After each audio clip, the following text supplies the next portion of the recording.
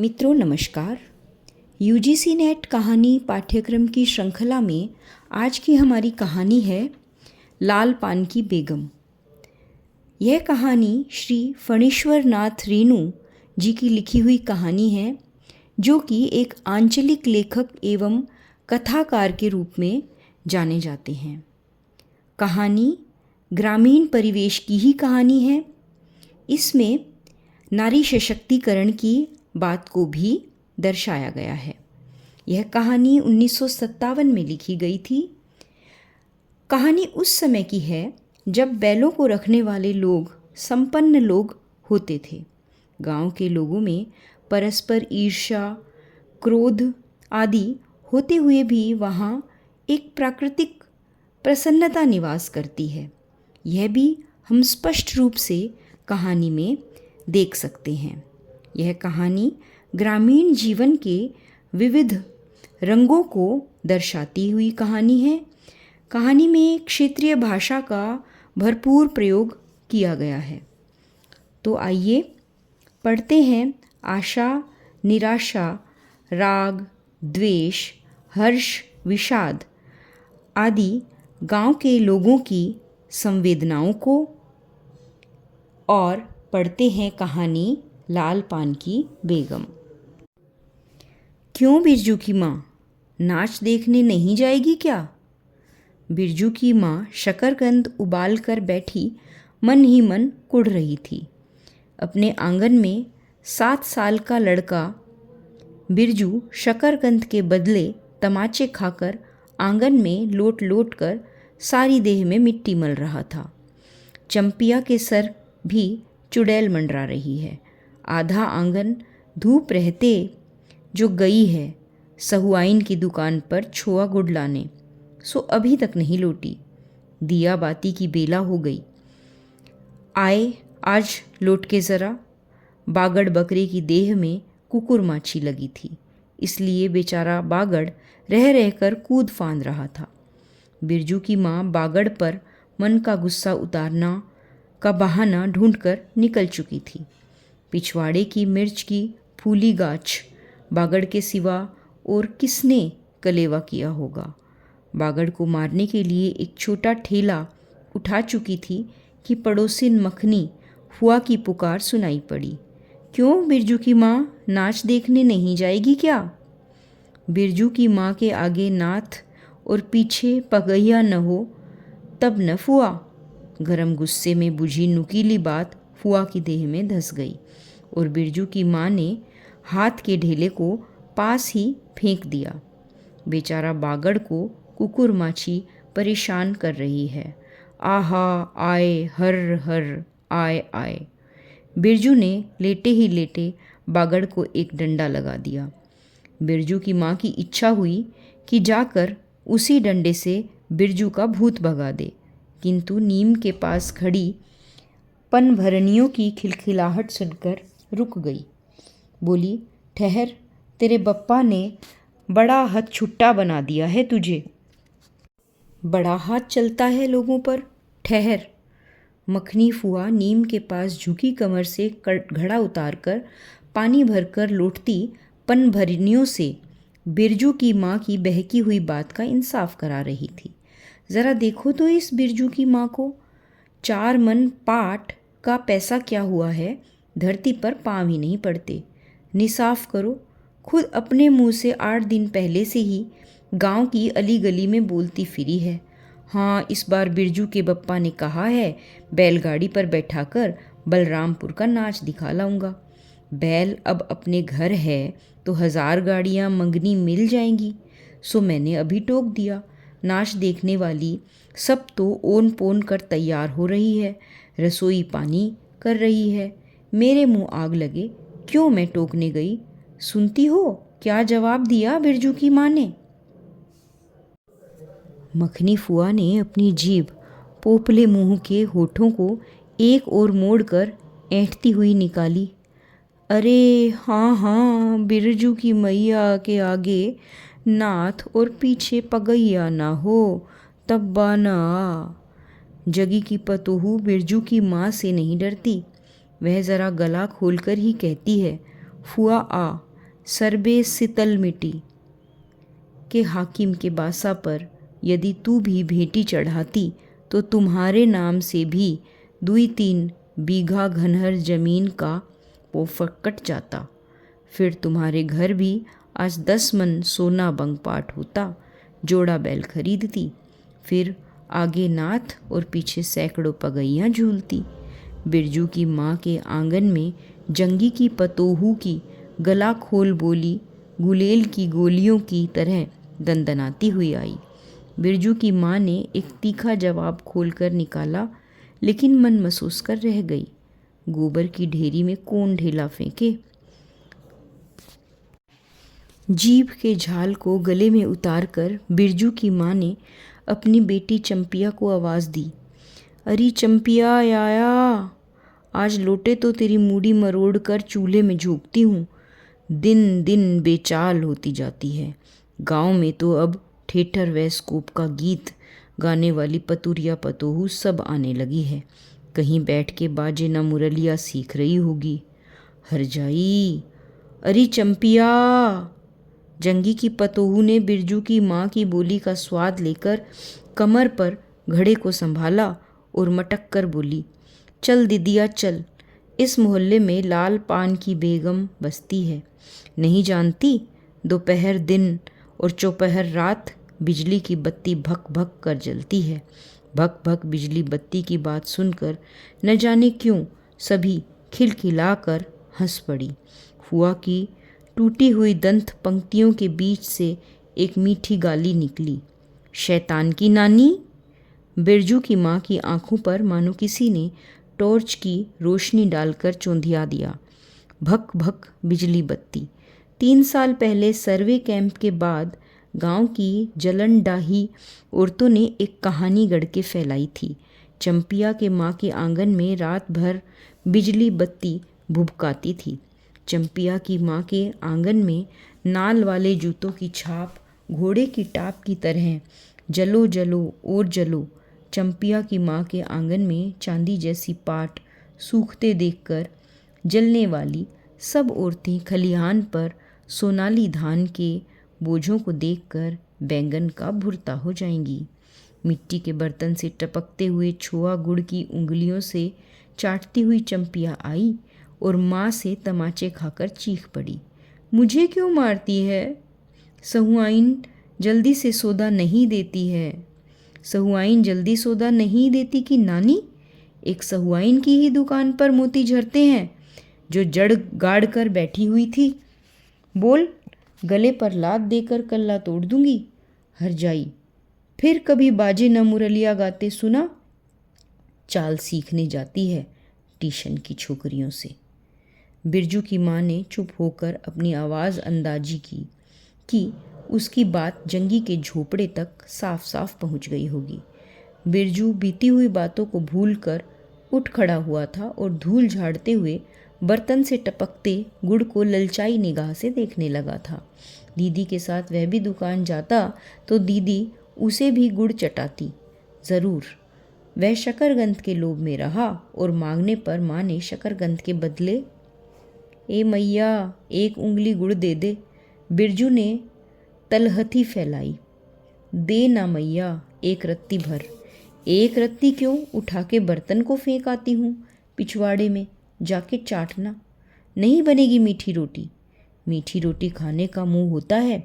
बिरजू की माँ ने उबले शकरगंध का सूप रोती हुई चंपिया के सामने रखते हुए कहा, बैठकर छिलके उतार, नहीं तो अभी।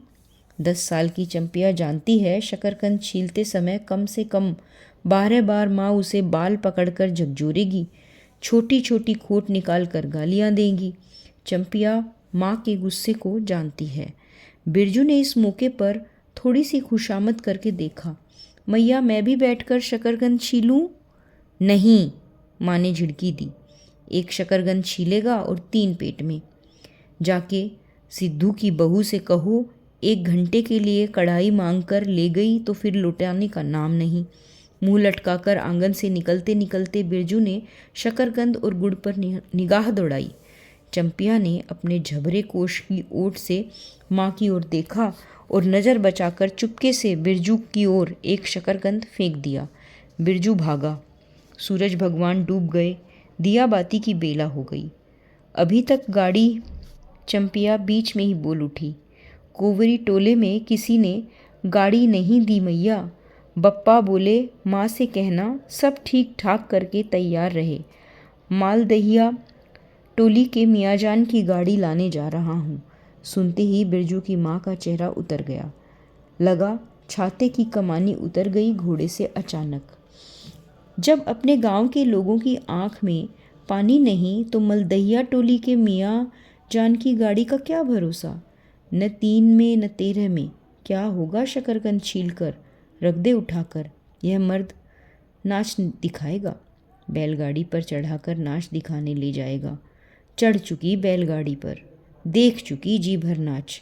पैदल जाने वाली सब पहुंचकर पुरानी हो चुकी होंगी। बिरजू छोटी कढ़ाई सिर पर ओंधा कर वापस आया। देख दीदिया मलेल्टरी टोपी, इस पर 10 लाठी मारने से भी कुछ नहीं होगा। चंपिया चुपचाप बैठी रही, कुछ बोली नहीं, जरा सी मुस्काई भी नहीं। बिरजू ने समझ लिया मैया का गुस्सा अभी उतरा नहीं है पूरे तौर से। मड़ैया के अंदर से बागड़ को बाहर भगाती हुई बिरजू की माँ बड़बड़ाई, कल ही पंचकोड़ी कसाई के हवाले करती हूँ राकस तुझे, हर चीज़ में मुंह लगाएगा। चंपिया बांध दे बंगड़ा को, खोल दे गले की घंटी, टुनुर टुनुर, मुझे जरा भी नहीं सुहाती है। टुनुर टुनुर सुनते ही बिरजू को सड़क से जाती हुई बैलगाड़ियों की याद हो आई। अभी बबुआ टोले की गाड़ियाँ नाच देखने जा रही थी। झुनुर झुनुर बैलों की झुनगी तुमसे सू, बेसी बकबक मत करो, बागड़ के गले से झुनक खोलती बोली चंपिया। चंपिया डाल दे चूल्हे में पानी, बप्पा आए तो कहना अपने उड़न जहाज पर चढ़कर नाच देखाएं। मुझे नाच देखने का शौक नहीं। मुझे जगाओ मत कोई, मेरा माथा दुख रहा है। मड़ैया के ओसारे पर बिरजू ने फिसफिसा के पूछा, क्यों दीदिया, नाच में उड़न जहाज भी उड़ेगा? चटाई पर कथरी ओढ़कर बैठती हुई चंपिया ने बिरजू को चुपचाप अपने पास बैठने का इशारा किया। मुफ्त में मार खाएगा बेचारा। बिरजू ने बहन की कथरी में हिस्सा बांटते हुए चुक्की मुक्की लगाई। जाड़े के समय इस तरह घुटने पर ठुड्डी रखकर चुस्की मुक्की लगाना सीख चुका है। उसने चंपिया के कान के पास मुंह ले जाकर कहा, हम लोग नाच देखने नहीं जाएंगे? गांव में एक पंछी भी नहीं है, सब चले गए। चंपिया को अब तिल भर भी भरोसा नहीं। सांझा तारा डूब रहा है। बप्पा अभी तक गाड़ी लेकर नहीं लौटे। 1 महीना पहले से ही मैया कहती थी बलरामपुर के नाच के दिन मीठी रोटी बनेगी, चंपिया छींट की साड़ी पहनेगी, बिरजू पैंट पहनेगा, बैलगाड़ी पर चढ़कर। चंपिया की भीगी पलकों पर एक बूंद आ गया। बिरजू का भी दिल भर आया। उसने मन ही मन इमली पर रहने वाले जिन बाबा को एक बैंगन कबूला, गाछ का सबसे पहला बैंगन। उसने खुद जिस पौधे को रोपा है, जल्दी से गाड़ी लेकर बप्पा को भेज दो जिन बाबा। मड़ैया के अंदर बिरजू की माँ चटाई पर पड़ी करवटें ले रही है। पहले से किसी बात का मंसूबा नहीं बांधना चाहिए किसी को। भगवान ने मंसूबा तोड़ दिया। उसको सबसे पहले भगवान से पूछना चाहिए, यह किसकी चूक का फल दे रहे हो भोले बाबा? अपने जानते उसने किसी देवता पितर की मान मनोती बाकी नहीं रखी। सर्वे के समय जमीन के लिए जितनी मनोतियाँ की थी, ठीक ही तो महावीर जी का रोट तो बाकी ही है। हाय रे देव, भूल चूक माफ़ करो महावीर। बाबा मनोती दूनी करके चढ़ाएगी बिरजू की माँ। बिरजू की माँ के मन में रह रहकर जंगी की पतोही की बातें चुपती है। भक भक निकले बिजली बत्ती, चोर चमारी करने वाले की बेटी पतोहू जलेगी नहीं। 5 बीघा जमीन क्या हासिल की है बिरजू के बप्पा ने, गांव के भाई खोखियों की आंखों में किरकिरी पड़ गई है। खेत में पाट लगा देखकर गांव के लोगों की छाती फटने लगी। छाती फोड़कर पाट लगा है, वैशाखी बादलों की तरह उमड़ते आ रहे पाट के पौधे। तो आलान और फालान, तनी आँखों की धार भला फसल सहे। जहाँ 15 मन पाट होना चाहिए, सिर्फ 10 मन पाट काटा पर तोल कर ओजन हुआ रब्बी भगत के यहाँ। इसमें जलने की क्या बात है भला। बिरजू के बप्पा ने तो पहले ही कुर्ती टोला के एक आदमी को समझा के कहा था, जिंदगी भर मजदूरी करते रह जाओगे, सर्वे का समय आ रहा है, लाठी कड़ी करो तो 2-4 बीघे ज़मीन हासिल कर सकते हो। सो गांव की किसी पुतखौकी का भतार सर्वे के समय बाबू साहब के खिलाफ खासा भी नहीं। बिरजू के बप्पा को कम सहना पड़ा है। बापू साहब गुस्से से सर्कस नाच के बाग की तरह उमड़ते रह गए। उनका बड़ा बेटा घर में आग लगाने की धमकी देकर गया। आखिर बाबू साहिब ने अपने सबसे छोटे लड़के को भेजा। बिरजू की माँ को मौसी कह के पुकारा, यह ज़मीन बाबूजी ने मेरे नाम से खरीदी थी। मेरी पढ़ाई लिखाई उसी ज़मीन की उपज से चलती है। और भी कितनी बातें खूब मोहना जानता है। उतना ज़रा सा लड़का ज़मींदार का बेटा है कि चंपिया, बिरजू सो गया क्या? यहाँ आजा बिरजू अंदर, तू भी आजा चंपिया। भला आदमी आवे तो एक बार आज। बिरजू के साथ चंपिया अंदर चली गई। ढिबरी बुझा दे, बप्पा बुलाए तो जवाब मत देना, खपच्ची गिरा दे। भला आदमी रे, भला आदमी। मुँह देखो जरा इस मर्द का। बिरजू की माँ दिन रात मंझा न देती तो ले चुके थे ज़मीन। रोज आकर माथा पकड़ के बैठ जाए, मुझे ज़मीन नहीं लेनी है। बिरजू की माँ मजूरी ही अच्छी जवाब देती थी। बिरजू की माँ खूब सोच समझ के, छोड़ दो, जब तुम्हारा कलेजा ही थिर नहीं होता तो क्या होगा। जोरू ज़मीन जोर के, नहीं तो किसी और के। बिरजू के बाप पर बहुत तेज़ी से गुस्सा चढ़ता ही जाता है। बिरजू की माँ का भाग ही खराब है जो ऐसा गोबर गणेश घरवाला उसे मिला है। कौन सा शोक मोज दिया है उसके मर्द ने। कोहलू के बैल की तरह खटकर सारी उम्र काट दी इसके यहाँ। कभी एक पैसे की जलेबी भी लाकर दी है उस खसम ने। पाट का दाम भगत के यहाँ से लेकर बाहर ही बाहर बैल हट्ठा चले गए। बिरजू की माँ को एक बार नमरी लोट देखने भी नहीं दिया आँख से। बैल खरीद आए, उसी दिन गांव में ढिंढोरा पीटने लगे। बिरजू की माँ इस बार बैलगाड़ी पर चढ़कर जाएगी नाच देखने, दूसरे की गाड़ी के भरोसे नाच दिखाएगा। अंत में उसे अपने आप पर क्रोध आया। वह खुद भी कुछ कम नहीं। उसकी जीभ में आग लगे। बैलगाड़ी पर चढ़कर नाच देखने की लालसा किस कुसमय में उसके मुंह से निकली थी, भगवान जाने। पर अब बैलगाड़ी पर नाच देखने की चर्चा छेड़ी है। लो खूब नाच देखो, वाह रे नाच, कथरी के नीचे दुशाले का सपना। कल भोरे पानी भरने के लिए जब जाएगी, पतली जीभ वाली पतुरिया सब हंसती आएगी, हंसती जाएगी। सभी जलते हैं उससे। हाँ भगवान, दाढ़ी जार भी, 2 बच्चे की माँ होकर भी वह जस की तस है। उसका घरवाला उसकी बात में रहता है। वह बालों में गरी का तेल डालती है। उसकी अपनी ज़मीन है किसी के पास एक घुर ज़मीन भी अपनी इस गांव में। जलेंगी नहीं, 3 बीघे में धान लगा हुआ है। अगहनी लोगों की विख दीठ से बचे तब तो। बाहर बैलों की घंटी है। क्यों री चंपिया? चंपिया और बिरजू ने प्राय एक ही साथ कहा, चुप। बिरजू की माँ ने फिसफिसा कर कहा, शायद गाड़ी भी है, गड़गड़ाती है ना। दोनों ने फिर हुंकार भरी। चुप, गाड़ी नहीं है। तू चुपके से उसके छेद में देख चंपी, भाग के आ चुपके चुपके। चंपिया बिल्ली की तरह होले होले पाँव से ठट्टी के छेद से झांक कर आई। हाँ मैया, गाड़ी है। बिरजू हड़बड़ा कर उठ बैठा।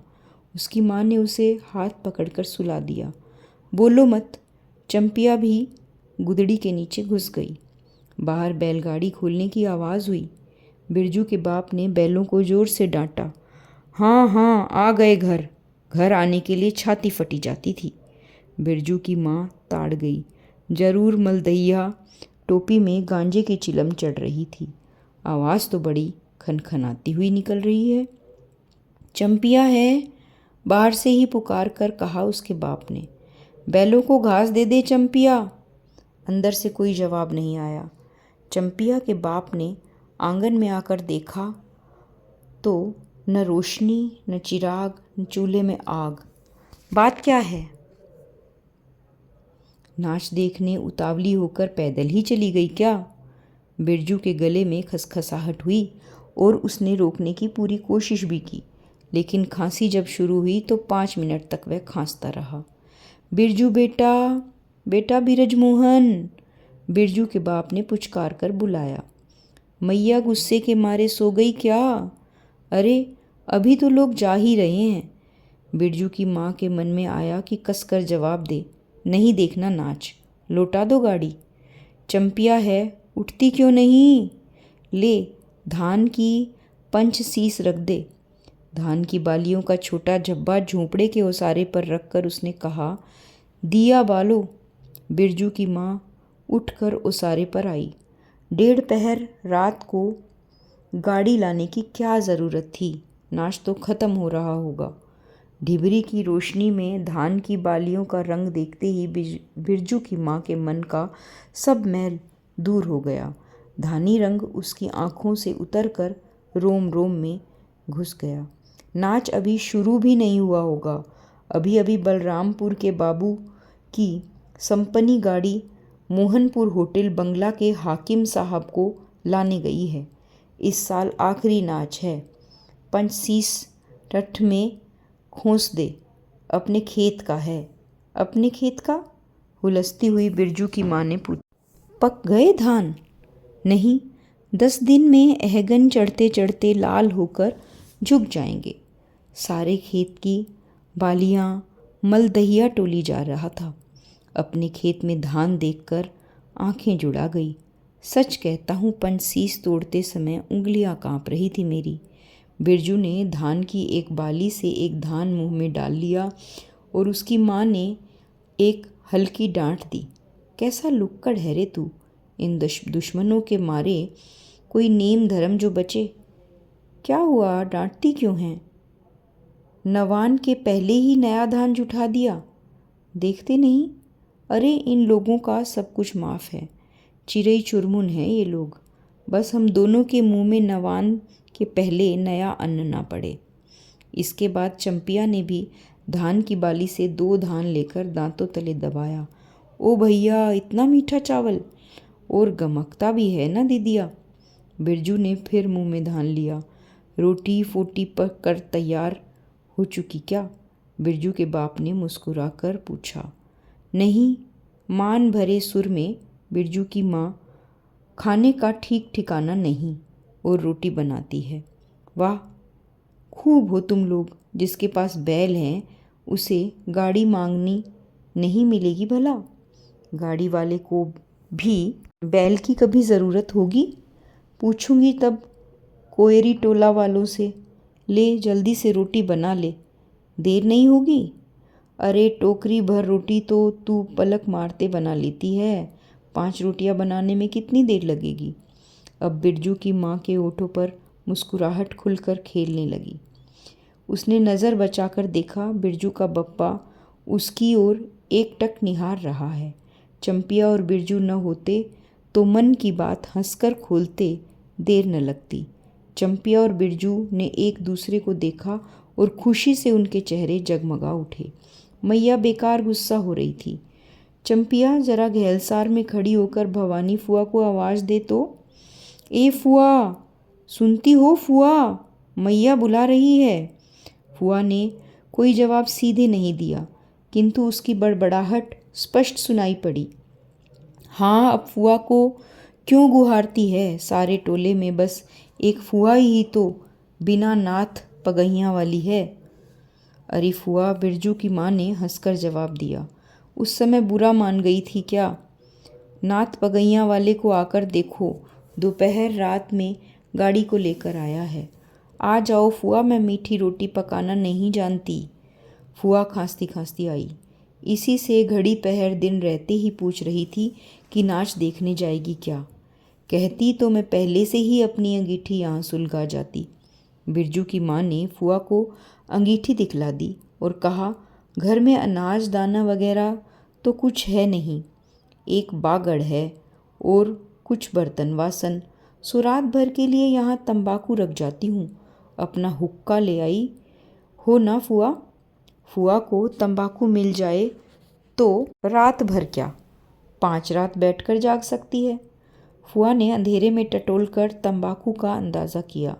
ओहो, हाथ खोलकर तंबाकू रखा है बिरजू की माँ ने। और एक वह है सहुआइन, राम कहो उस रात को अफीम की गोली की तरह मटर भर तंबाकू रखकर चली गई गुलाब बाग में ले, और कह गई कि डिब्बा भर तंबाकू है। बिरजू की माँ चूल्हा सुलगाने लगी। चंपिया ने शकरगंद को मसलकर गोले बनाए और बिरजू सिर पर कढ़ाई औंधाकर अपने बाप को दिखलाने लगा। मालेटरी टोपी सिर पर 10 लाठी मारने से भी कुछ नहीं होगा। सभी ठठाकर हंस पड़े।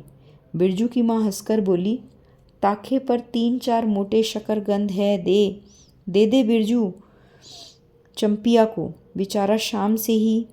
बेचारा मत कहो, मैया खूब लजाया है। अब चंपिया चहकने लगी। तुम क्या जानो कथरी के नीचे मुंह क्यों जल रहा था बापू साहब का। ही। बिरजू के टूटे दूध के दांतों की फांक से बोली निकली। ब्लैक मैराटिन में 5 शकरकंद खा लिए, हा हा हा। सभी फिर ठठाकर हंस पड़े। बिरजू की माँ ने फुआ का मन रखने के लिए पूछा, एक कनवा गुड़ है, आधा डाल दूँ फुआ? फुआ ने गदगद होकर कहा, अरे शकरकंद तो खुद मीठा होता है, उतना क्यों डालोगी? जब तक दोनों बैल दाना घास खाकर एक दूसरे की देह को जीभ से चाटे। बिरजू की माँ तैयार हो गई। चंपिया ने छींट की साड़ी पहनी और बिरजू बटन के अभाव में पैंट पर पटसन की डोरी बांधने लगा। बिरजू की माँ ने आंगन से निकल गांव की ओर कान लगाकर सुनने की चेष्टा की। इतनी देर तक भला पैदल जाने वाले रुके रहेंगे? पूर्णिमा का चांद सिर पर आ गया है। बिरजू की माँ ने असली रूपा का मंग टीका पहना है आज पहली बार। बिरजू के बप्पा को हो क्या गया है? गाड़ी जोतता क्यों नहीं? मुंह की ओर एकटक देख रहा है, मानो नाच की लाल पान की। गाड़ी पर बैठते ही बिरजू की माँ की देह में एक अजीब गुदगुदी लगने लगी। उसने बांस की बल्ली को पकड़कर कहा, गाड़ी पर अभी बहुत जगह है, जरा दाहिनी सड़क से गाड़ी हाँकना। बैल जब दौड़ने लगे और पहिया चूं चूं करके घर घर आने लगा तो बिरजू से नहीं रहा गया। उड़न जहाज की तरह उड़ाओ बप्पा। गाड़ी जंगी के पिछवाड़े पहुंची। बिरजू की माँ ने कहा, जरा जंगी से पूछो ना, उसकी पतोहू नाच देखने चली गई क्या? गाड़ी रुकते ही जंगी के झोपड़े से आती हुई रोने की आवाज़ स्पष्ट हो गई। बिरजू के बप्पा ने पूछा, जंगी भाई काहे कन्ना रोहट हो रहा है आंगन में? जंगी घूर ताप रहा था। बोला, क्या पूछते हो जंगी, बलरामपुर से लौटा नहीं, पतोहिया नाच देखने कैसे जाए? आसरा देखते देखते उधर गांव की सभी औरतें चली गई। अरे टीशन वाली तो रोती है।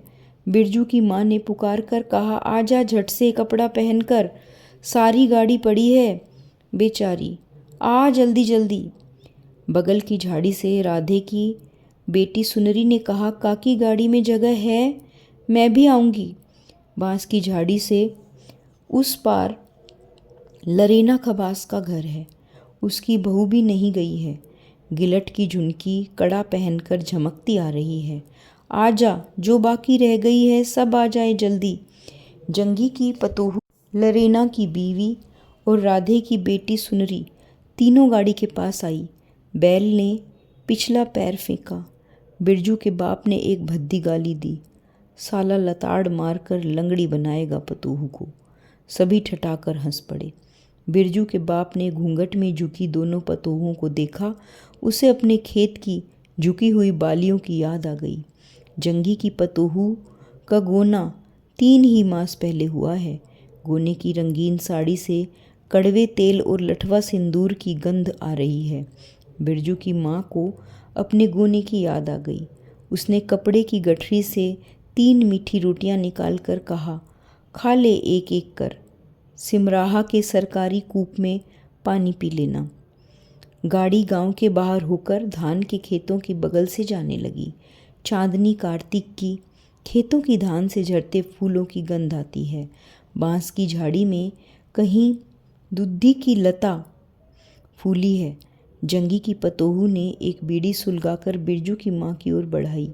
बिरजू की माँ को अचानक याद आई, चंपिया, सुनली, ररेना की बीवी और जंगी की पतोहू, ये चारों ही तो गांव की वेस्कोप का गीत गाना जानती है खूब। गाड़ी की लीक धन खेतों के बीच होकर गई है। चारों ओर गाने की साड़ी की खसखसाहट जैसी आवाज़ होती है। बिरजू की माँ के माथे में मांग टीके पर चांदनी छिटकती है। अच्छा, अब एक बेस्कोप का गीत तो गा चंपिया, डरती है काहे? जहाँ भूल जाएगी बगल में तो मास्टरनी बैठी ही है। दोनों पतोहों ने तो नहीं, किंतु चंपिया और सुनरी ने खखार कर गला साफ किया। बिरजू ने बाप के बैलों को ललकारा, चल भैया और ज़रा ज़ोर से गा रे चंपिया, नहीं तो बैलों को धीरे धीरे चलने को कहूँगा। जंगी की पतोहू ने चंपिया के कान के पास घूंघट ले जाकर कुछ कहा और चंपिया ने धीरे से शुरू किया, चंदा की चांदनी। बिरजू को गोद में लेकर बैठी उसकी माँ की इच्छा हुई कि वह भी साथ साथ गीत गाए। बिरजू की माँ ने जंगी की पतोहू की ओर देखा। धीरे धीरे गुनगुना रही है वह भी। कितनी प्यारी पतोहू है। गोने की साड़ी से एक खास किस्म की गंध निकलती है। ठीक ही तो कहा है उसने। बिरजू की माँ बेगम है, लाल पान की बेगम। यह तो कोई बुरी बात नहीं। हाँ, वह सचमुच लाल पान की बेगम है। बिरजू की माँ ने अपनी नाक पर दोनों आँखों को केंद्रित करने की चेष्टा करके अपने रूप की झांकी ली। लाल साड़ी की झिलमिल किनारी, मांग टीका पर चांद। बिरजू की माँ के मन में अब कोई लालसा नहीं, उसे नींद आ रही है। दोस्तों, यह थी कहानी लाल पान की बेगम। बहुत बहुत धन्यवाद।